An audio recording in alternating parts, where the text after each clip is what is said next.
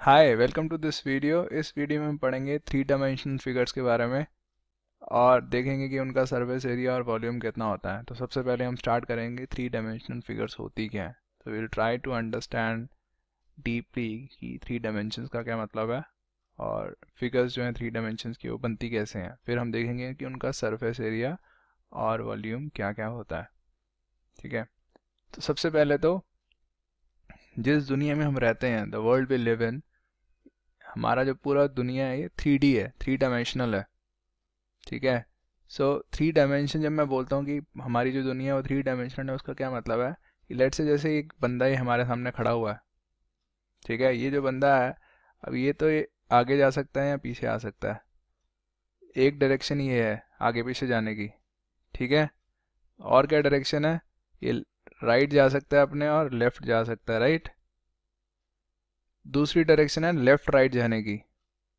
ठीक है, और कोई डायरेक्शन में जो मूव कर सकता है, एक और डायरेक्शन है ऊपर जा सकता है या ज़मीन के अंदर घुस सकता है, राइट। ये तीन पॉसिबिलिटीज़ हैं, आगे पीछे की, लेफ़्ट राइट की और ऊपर नीचे की। ठीक है, तो ये जो तीन डायरेक्शन जिसमें मूव कर सकता है इसको हम बोलते हैं तीन डायमेंशंस हैं ये। ठीक है, सो ऊपर नीचे दाएं बाएं, सो बेसिकली ऊपर नीचे लेफ़्ट राइट और आगे पीछे। ठीक है, सो इस दुनिया में जो हमारा जो वर्ल्ड है, एवरीथिंग इज़ 3D। हम कोई भी चीज़ देखते हैं वो 3D है। तो फॉर एग्जांपल तुम खुद भी 3D हो। तो 3D का मतलब क्या है, जैसे तुम्हारी एक हाइट है, ठीक है, और तुम कुछ चौड़े हो, ठीक है, तुम्हारी कुछ विड्थ है और तुम कुछ मोटे भी हो, राइट। तो ये जो तीन, अगेन ये तुम देख सकते हो, ये भी तीन अलग अलग तुम्हारी डायमेंशंस है। तो एक तुम्हारा चौड़ापन है जिसको विड्थ बोल सकते हैं, एक तुम्हारा मोटापन है और एक तुम्हारी हाइट है। ठीक है, तो तुम्हारी भी ये तीन डायमेंशंस है। रेदर इस दुनिया में जितनी भी चीज़ें हैं वो सब थ्री डायमेंशनल हैं। इवन एक पेपर ही ले लो, पेपर नॉर्मली तुम्हें लगेगा कि दो ही डायमेंशन हैं, एक तो ये ऐसे विड्थ है और एक इसकी लेंथ है, राइट। और तुम कहोगे इसकी जो मोटापा है या इसकी जो हाइट कह लो वो तो नेग्लिजिबल ही है। नेग्लिजिबल है, बहुत कम है, हो सकता है मिलीमीटर में, हो सकता है हो सकता है कि नैनोमीटर में हो, बट कुछ ना कुछ ज़रूर है। ज़ीरो नहीं है इसका मोटापा या हाइट। ठीक है, ये जो पार्ट है हमारा ये ज़ीरो नहीं है। ज़ीरो हो जाएगा तो पेपर डिसअपियर हो जाएगा एकदम से, राइट। सो हर चीज़ जो हमारे आसपास है, कोई भी चीज़ उठा लो, कोई भी चीज़ देख लो, हर चीज़ हमारी 3D है।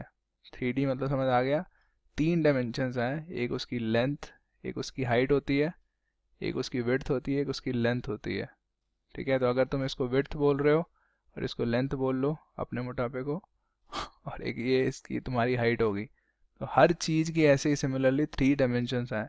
एक छोटी पिन से लेकर एक बड़े एरोप्लेन तक हमारे आसपास जो भी कुछ है ये सब थ्री डायमेंशनल है। ठीक है, नाउ अब हम क्या करते हैं समझने के लिए चीज़ें, हम अब 3D से हम 2D में जाते हैं। तो अभी तक हमारे पास तीन ऑप्शन है मूव होने के, एक ऊपर नीचे, एक दाएं बाएं, एक आगे पीछे। अब हम एक ऑप्शन एलिमिनेट कर देते हैं। ठीक है, तो हमारे पास क्या बचेगा, हमारे पास ये सारी ज्योमेट्रिकल फिगर्स आ जाएंगे। अब इस केस में हम ऊपर नीचे का है और इधर उधर का भी है, दाएं बाएं कह लो या अक्रॉस विड्थ कह लो। ठीक है, बट इसमें हम हाइट की बात नहीं कर रहे हैं इन फिगर्स में। ठीक है, हम ये नहीं कह रहे कि ये फिगर कितनी मोटी है, ये फिगर कितनी मोटी है, राइट। जब हम ट्राइंगल की या रेक्टेंगल की या स्क्वायर की, पैरेललोग्राम की, इन सब फिगर्स के बारे में बात करते हैं तो हम सिर्फ इन ऐसे फिगर्स के बारे में बात करते हैं, इनकी हाइट के बारे में बात नहीं करते हैं, राइट। हम इनको बस टू डायमेंशन में देखते हैं, एक इसकी हाइट के बारे में कंसर्न होते हैं और एक इसकी विड्थ के बारे में। ठीक है, तो ये इन सब को हम बोलते हैं टू डायमेंशनल फिगर्स। ठीक है, क्योंकि इसमें थर्ड डायमेंशन, ये कितनी हाइट की हैं, कितना मोटापा है इनका, वो सब हमारी कंसर्न में नहीं है। ठीक है, तो इसमें हमने एक डायमेंशन एलिमिनेट कर दी है, तो हम 2D में आ चुके हैं। ठीक है, तो अब हमारी जो फिगर्स हैं ऐसे होती हैं या ऐसे लंबी या छोटी, जो मर्जी हो, और ऐसी होती हैं, इसमें भी विड्थ कम हो या ज़्यादा हो, बट हाइट के बारे में उनका कुछ लेना देना नहीं है। ठीक है, अब हम एक और डायमेंशन एलिमिनेट कर दें, 2D से अगर 1D पे आ जाए तो हमारे पास क्या बचेगा? तो हमारे पास बचेंगी सिर्फ लाइंस। क्यों? क्योंकि अब हम ऐसे भी नहीं जा सकते। अब हम पहले हमारे पास 2D में 2 डायमेंशन थी, 2 तरीके से आगे पीछे जा सकते थे कि यहाँ ऐसे आगे पीछे, यहाँ ऐसे। बट अब हमारे पास एक ही डायमेंशन रह गई है, बस लंबा और छोटा, बात ख़त्म।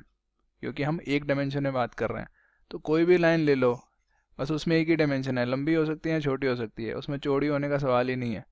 लाइन चौड़ी और कम चौड़ी नहीं होती है, लाइन मोटी और कम मोटी भी नहीं होती है, तो लाइन की कोई हाइट भी नहीं होती, लाइन की कोई विड्थ भी नहीं होती, बस लाइन की एक ही चीज़ होती है, लेंथ। तो इसको हम बोलते हैं 1D। ठीक है, अब तुम कहोगे यहाँ पे कुछ ना कुछ तो मुझे चौड़ापन नज़र आ ही रहा है, तो वो ठीक है, वो ड्रॉ करने के लिए मैंने कुछ ना कुछ चौड़ी तो बनानी है। अगर मैं बिल्कुल इसकी विड्थ 0 कर दूंगा तो मैं नज़र ही नहीं आएगी, राइट।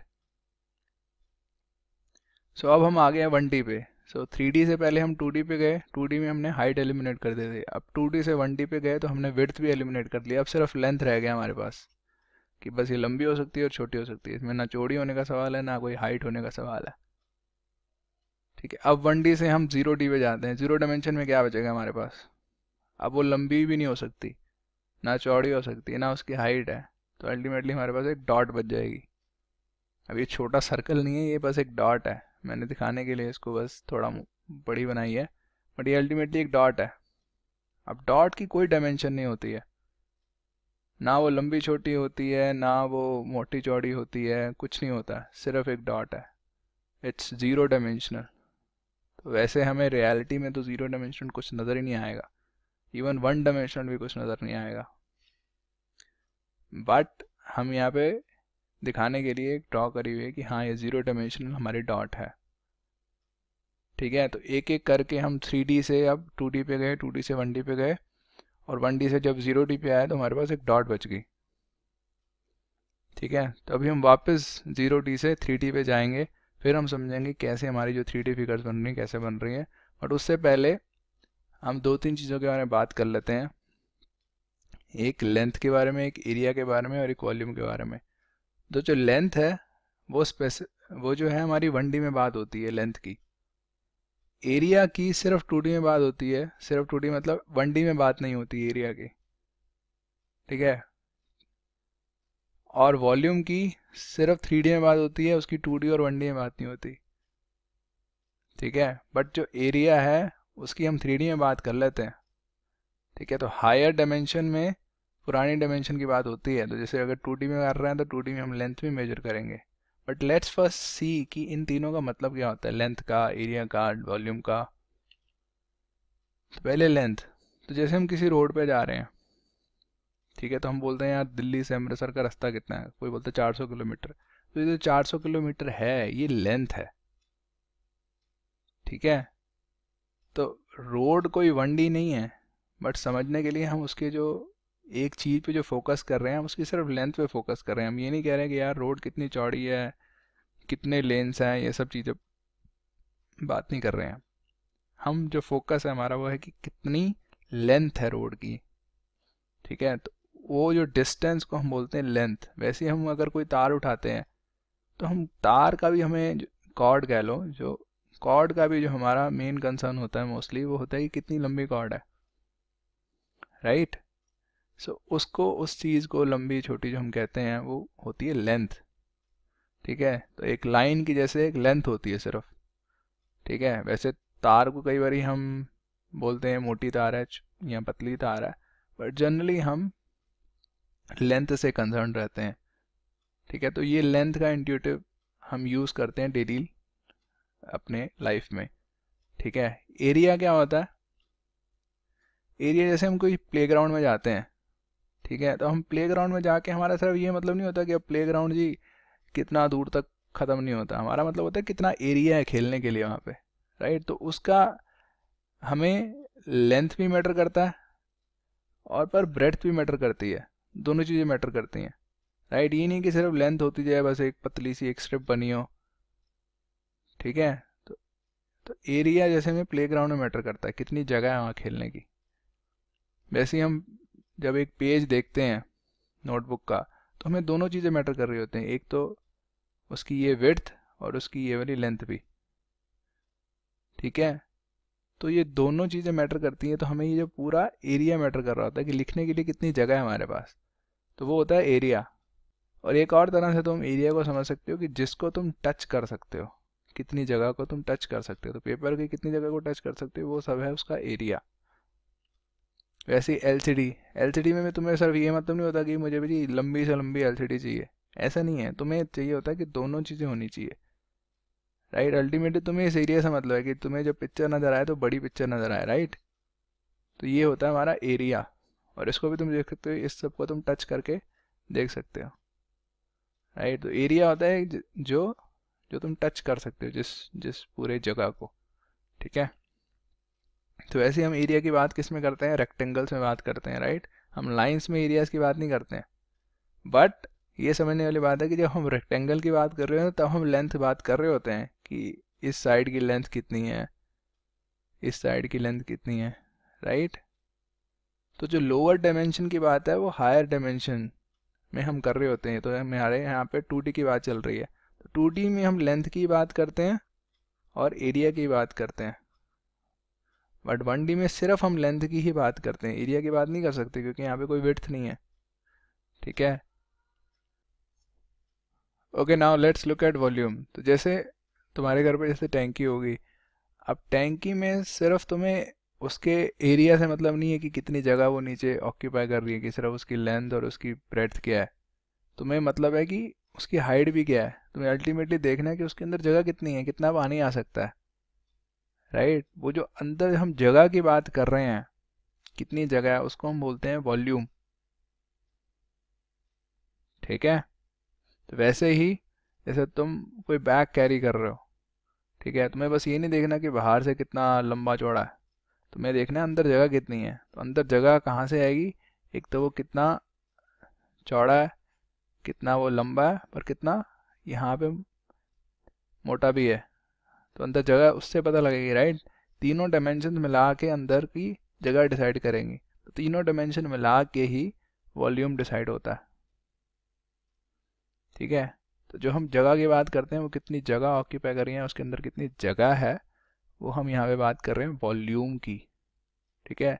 यहाँ पे जब हम एलसीडी के केस में हम जगह की बात कर रहे थे, तो यहाँ पे हम उसकी मोटाई की बात नहीं कर रहे थे, हम सिर्फ ऊपर ऊपर से जगह की बात कर रहे थे, तो वो हम बात कर रहे थे एरिया की। बट इन केसेस में हम बात कर रहे हैं वॉल्यूम की। डिफरेंस समझ आ रहा है।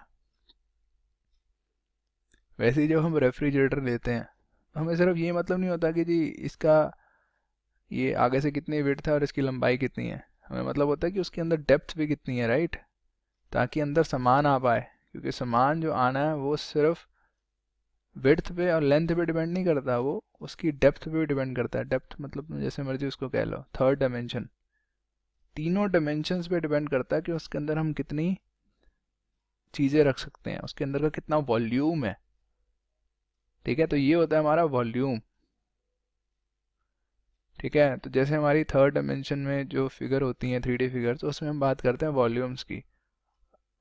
नाउ इसमें जो 3 डायमेंशनल फिगर्स होती हैं उसमें ऑफ कोर्स हम एरिया की भी बात करते हैं, जैसे हम इस एरिया की भी बात कर सकते हैं, ठीक है। और हम इस लेंथ की बात कर सकते हैं कि जी इस लाइन की लेंथ कितनी है, इस लाइन की लेंथ कितनी है। तो हम 3D फिगर्स में वॉल्यूम की बात भी करते हैं, एरिया की बात भी करते हैं, लेंथ की बात भी करते हैं, ठीक है। बट वॉल्यूम की बात हम 2D फिगर्स में नहीं करते हैं, क्योंकि वहाँ पे थर्ड डायमेंशन नहीं होती है, तो वहाँ पे स्पेस होने का कोई कॉन्सेप्ट नहीं है, ठीक है। वो उसको बस तुम एक तरह से देख सकते हो, उसकी कोई मोटाई नहीं है, ठीक है। तो वो कोई स्पेस ना ऑक्यूपाई कर रही ना उसके अंदर कुछ स्पेस है,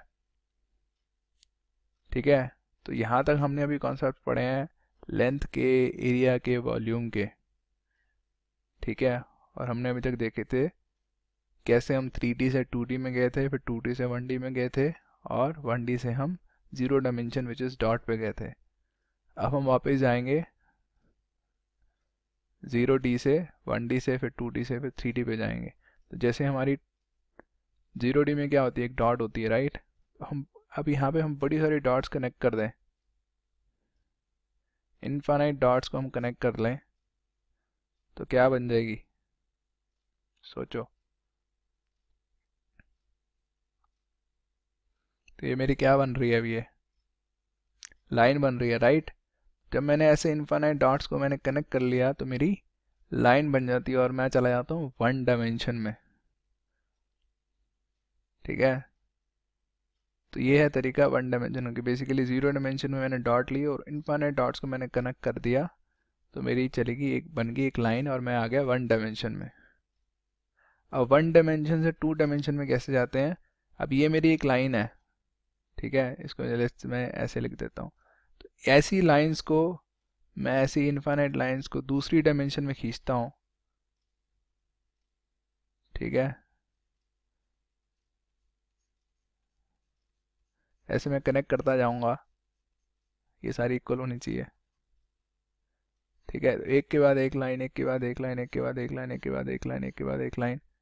तो अब मैं 2D में चला गया, क्योंकि अब सिर्फ मेरी लाइन ऐसी लंबी छोटी नहीं है, अब मैं इस डायमेंशन में भी आ चुका हूँ, ठीक है। तो अब मेरे पास आ गई 2D figures which is, let's say यहाँ पे जैसे रेक्टेंगल है, तो ये मेरी लाइन की लेंथ है और मैंने लाइन को कितनी बारी खींचा है, इतनी बारी खींचा है, राइट।